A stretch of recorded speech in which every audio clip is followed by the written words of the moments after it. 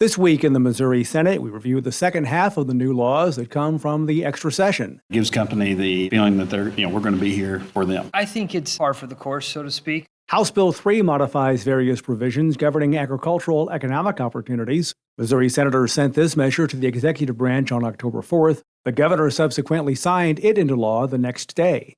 The main part of this new law focuses on extending the sunset on certain economic benefits to 6 years. Senator Jason Bean of Holcomb handled House Bill 3 in the upper chamber.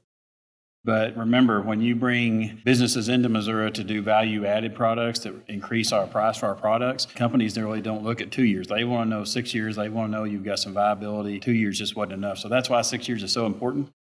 During this year's regular legislative session, legislation that would have extended these sunsets for 2 years was vetoed, which is what helped prompt the extra legislative session.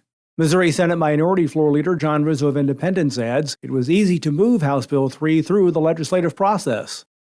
These are mostly re-ups of programs that have existed for a very long time that the agriculture community has come to depend on. And I frankly believe that this is kind of the baseline for them at this point. Do I believe that it goes above and beyond to help the agriculture community? Probably not, but it maintains the status quo, which in my opinion is what they need and what they are asking of. And I don't think that's too much to ask for. During discussion on the new law, the question of foreign ownership of state land came into question. Senator Bean says, despite the fact this item was not added to House Bill 3, he believes this subject will return to the Capitol next year. I think we're going to definitely talk about it next session. I know that's a priority for several of us. To what degree we talk about that, I think we're just going to put some proposals together and see what makes the most sense for the reforms.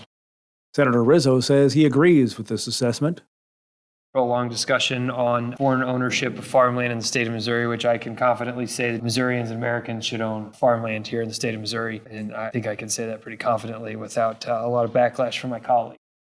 In addition to the myriad of tax credits addressed in House Bill 3, this new law also makes changes to land surveys, sales tax exemptions for farm equipment, soybean producers assessment, local log trucks, specialty crops, and the Family Farms Act. This new law will take effect 90 days after the end of the extra session, which was October 4th. The same holds true for the other new law that comes from the extra session. Missouri senators also sent Senate Bills 3 and 5 to the governor on October 4th, which was signed into law the following day. Senate Bills 3 and 5 makes changes to the state income tax and adds reductions over the next few years with caveats that relate to the economy. Senate Bills 3 and 5 will also take effect at the beginning of the new year.